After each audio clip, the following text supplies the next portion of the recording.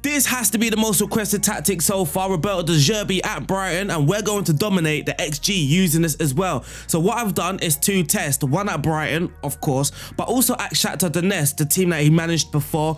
And it's kind of to see how the tactic performs at an elite team. Shakhtar are elite levels compared to the other teams in the Ukrainian league, and then testing at Brighton where we're kind of mid-table-ish in the Premier League. So looking at the XG, we've created a 75.0 XG. The team in second place only managed to create 60, so we're performing 15 better than them. That's quite a big jump. The goals per game as well, 3 goals per game, XG goals per game 2.50. We're doing really well when it comes to finishing off our chances at Shakhtar Donetsk, of course. We managed to wrap up the Ukrainian League title, playing 30, winning 26, drawing 3 and only losing 1. I swear this game has it out for me. It will not let me do the invincible season. In the Champions League, I mean, this is very, very harsh considering the top 3 teams all finished on 12 points. In the Europa League, we got knocked out in the quarterfinal by Manchester United. No shame in that. Actually, we won one of the legs, and the Super Cup, I believe, in Ukraine, we won that as well. So quickly again, just looking at some brief stats, we scored the most goals, we had the most shots for, we had the fewest shots against, most possessions, 70% possession of the ball, most clean sheets, and the fewest conceded. So this tactic really does have potential. Roberto De Zerbi and Football Manager. Now what we are going to do is break down the tactic. We're going to analyze it, break it down in Football Manager, but also look at some clips and how the tactic performs, and then look at the results that we got with Brighton. So strap up and let's get stuck in to this video.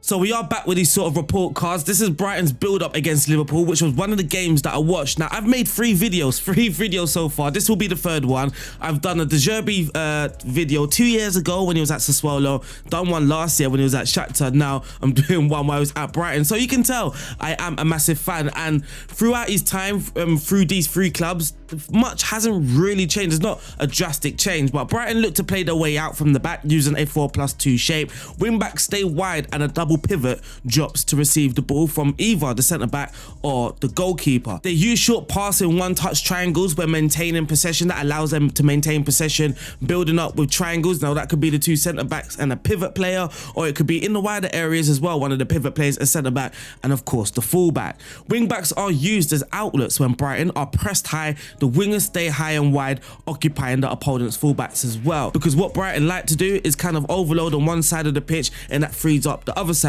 and that allows the switch of play. Intriguingly, Brighton look to encourage opponents to press or draw out their opponents to create space to progress. Now this is very, very brave from Brighton. What they like to do is draw out the opposition. Now you might have spotted a couple of times either a centre back or even a goalkeeper just stepping on the ball, completely stopping play, stepping on the ball, trying to tempt and draw out the opposition to press, and that way, that is how Brighton create their space and they can progress the ball into the middle third. And players dropping in deeper, pulling an opposition player from their position to mark him obviously helps to create that space. So we can see in this image, Brighton centre-back receiving the ball. This is after Brighton have tempted Chelsea to press. You can see the numbers, or Chelsea have 5 attacking players here, which really suits Brighton, by the way. But Chelsea here are pressing with 5 players, and it's creating space. So we've got a guy, an attacking player, he's ready to drop and receive the ball in this area. But once we go to the next image, you can see that this Brighton player has taken out Chelsea centre-back. Thiago Silva has now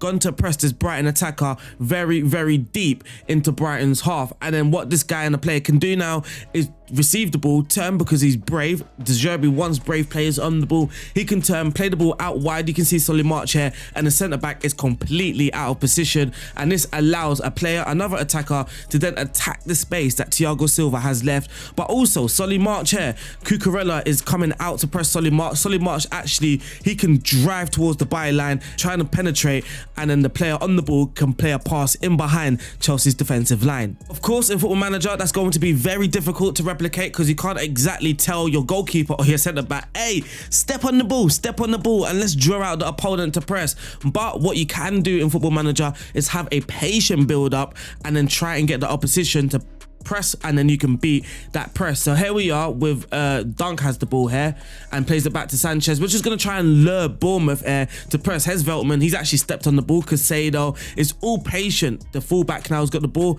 again, which is trying to lure Bournemouth to press. They're only pressing at the moment with one player, which isn't enough, and then they kind of press with more players here. Again, luring them.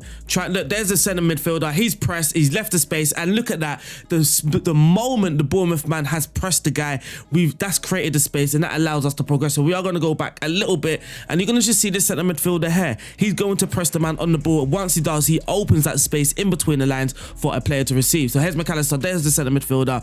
Opens the space. Lana gets the ball. Solly March. Welbeck's through on goal, and it's a good save by Nel actually, and it hits the post. And some more build-up play here as well against Leicester, which is won the ball. Lallana plays it out wide to Gross. Gross is going to play it backwards. We're always looking to play it backwards, actually. You saw it in the last clip. Here's Casado, now Webster, and now we're building up with that 4+2 shape as well. You got the back four here and the two double pivots. Now here's Lallana, McAllister, Lamptey out wide, Solly March, Lamptey, Lallana, Casado. Everything here is patient. It's all patient. McAllister through on goal, and it's another good save by the opposition goalkeeper. Now moving on to Brighton's attack, defence, and how they sort of transitioned. The wingers stayed wide during the build-up and in the middle third. During the build-up, that happens naturally in Football Manager as well with certain roles. The wide players like to stay wide, and then as play progresses into the final third, that kind of dictates that role. So the inside forward and inverted winger will be more narrow than a winger in the final third. The fullbacks made timely overlapping runs. The fullbacks did like to get further forward, but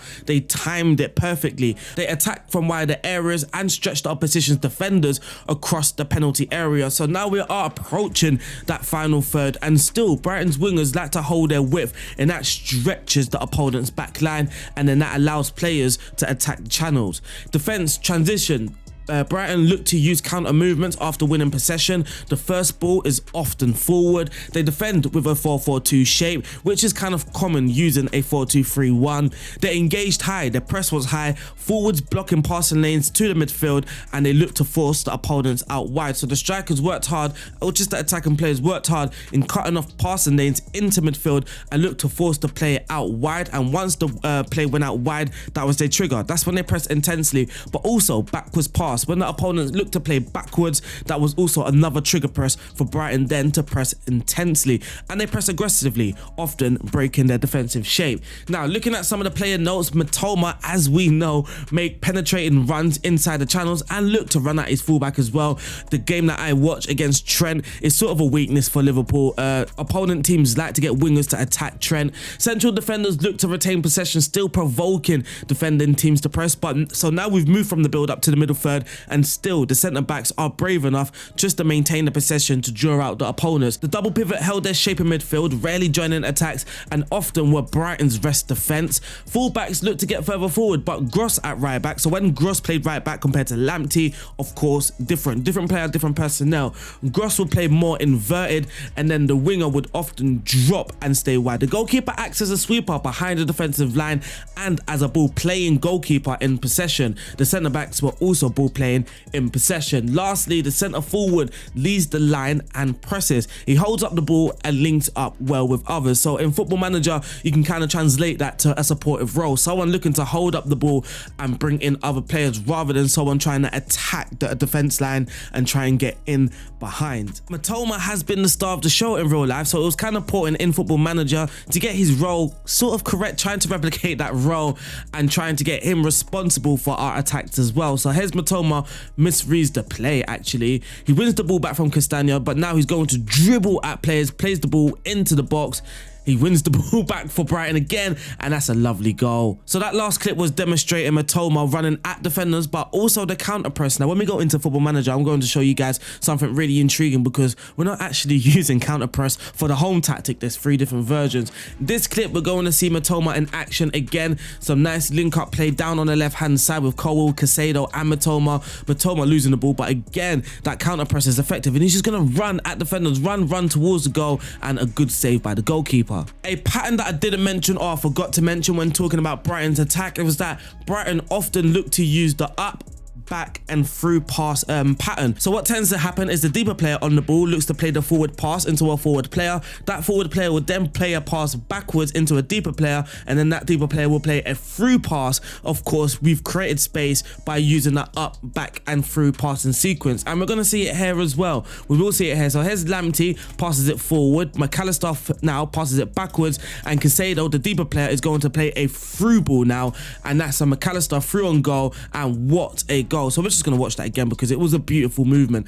Lamptey on the ball, passes it forward, McAllister backwards, Casado forwards again, up, back and through, and McAllister goal. So like I mentioned, Brighton's attackers like to stretch the opponent's back line. So we've got Solly March here operating out wide, but we've also got the left winger operating out wide as well. But Solly March gets the ball from the wider area, and he's going to look to drive towards goal, does it really well, and what a goal that is against Tottenham. And lastly, before we go into Football Manager, we are going to look at the pressing shape. So this clip here is called high press, build up, left combination, and Matoma dribbling for a penalty. So I'm guessing Matoma here has won a penalty for Brighton. So we're going to look at the pressing structure. We've got 4 men looking to press Leicester very high. So we don't allow them, kind of allow them, but we don't allow them to play out from the back. Casado wins the ball. Solly March now out wide. Lamptey, Veltman. Here we are playing it backwards, trying to draw out Leicester here. Matoma, lovely combination down the left-hand side. Colwell being an option for Matoma. Plays it back to Matoma. He's going to run at the defenders, and he wins a penalty for Brighton. So that was the last clip to show you. Now what we are going to do is go into Football Manager and have a look at, well, break down the tactic in Football Manager, and then we are going to look at the results that we got with Brighton.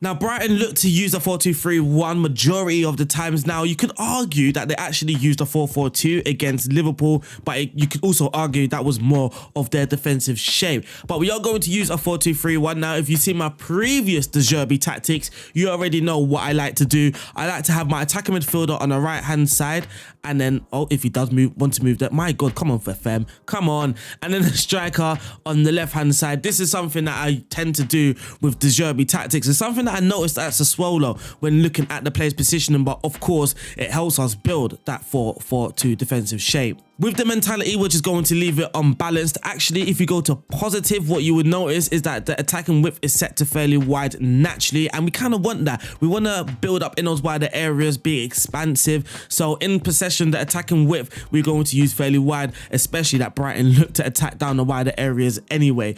Now, we are going to play out from the back, and we're also going to use overlap on the left and overlap on the right. The reason why I'm not scared to use this instruction is because the mentality is unbalanced. Now, when talking back, when I was using the report cards, I did mention that the fullbacks made timely overlapping runs. Now, the more positive you go with the mentality, the more less timely they're going to make that run, the more aggressive they want to be and make that overlapping run. But on balanced mentality, using the overlaps, I think they timed it really, really well. The passing directness is on shorter, and the tempo, we're just going to leave it on standard because we want that patient build up. That's what it's about. So we do actually have 3 tactics. We've got a main version, so the one that we're going to be using at home. We've got an away version where we're using against teams like Chelsea, Liverpool, Man United, Man City, the big teams, of course. Then we've got another away version, kind of the alternative, where we're playing teams now kind of the level lower, the Leicesters, the West Hams, those sort of teams, where it's still going to be a difficult away game, especially for Brighton. In transition, when the possession has been won, we are going to counter press the goalkeeper distribution,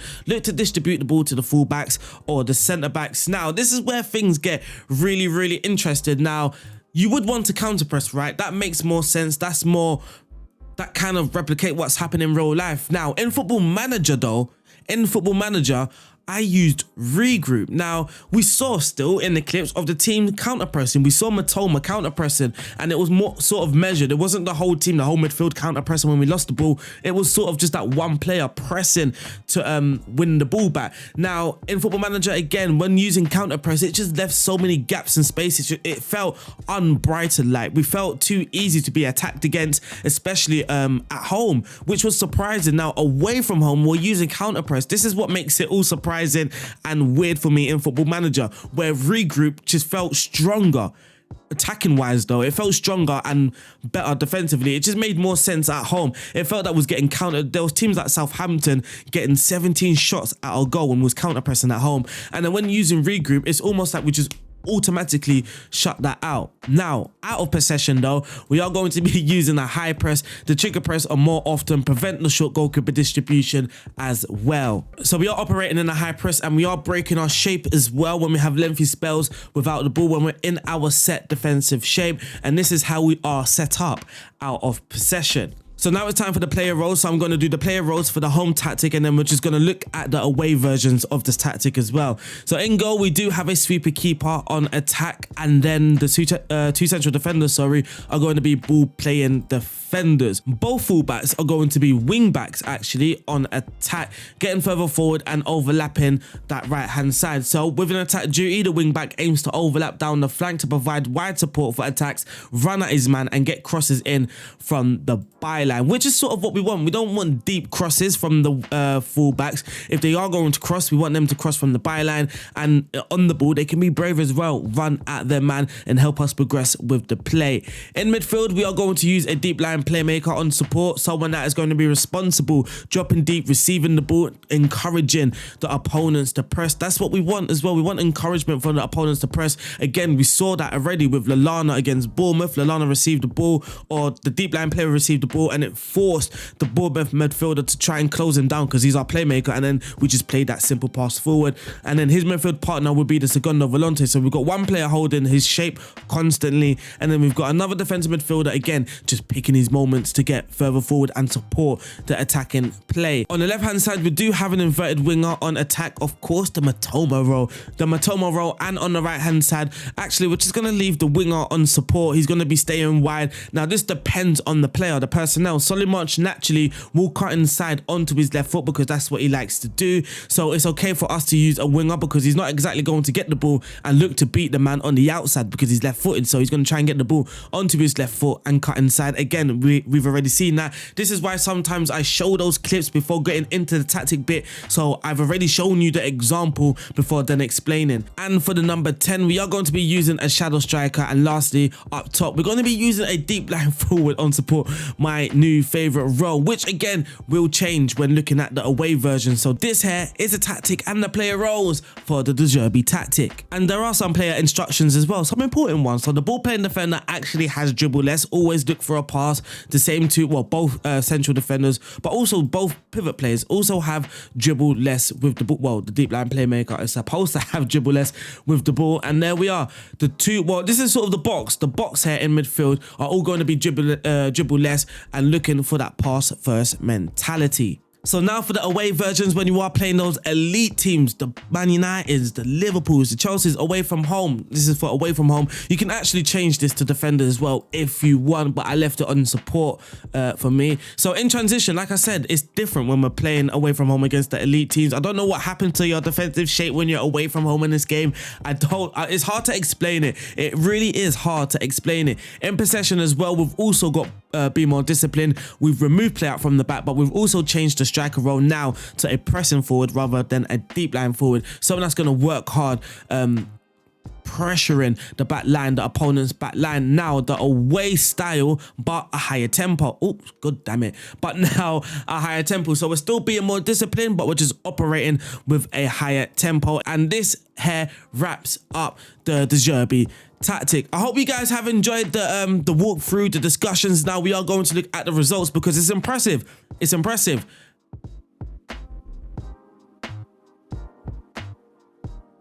So in the Premier League, we have qualified for the Champions League. It was one crazy Premier League season. Now, Wolves have qualified for European football despite finishing 16th. But look where Chelsea are, 9th. And look where Manchester United are, 7th. Now look where Brentford are. So you thought I had an impressive season. You think Brighton had an impressive season. Look at Brentford. Considering Brighton actually have money and decent players, Brentford have only lost 8 games and 6 of those were away from home. So they have the similar issues than I have. what I have on this game as well. Away from home. Away from home is where things go badly, but we've lost 10 and we've lost some home games as well. At home to Leeds, West Ham, Fulham and Liverpool. We lost 4-1 against Liverpool, but we have won the FA Cup and we beat Brentford in the final 2-0 with 10 men. We scored one goal with 10 men. But you can see what I mean against teams that were trying to play positively. So I did use the higher tempo, but with regroup. And you can see here the match momentum, it kind of favours Brentford actually. They were using a 4-3-3 positive football. And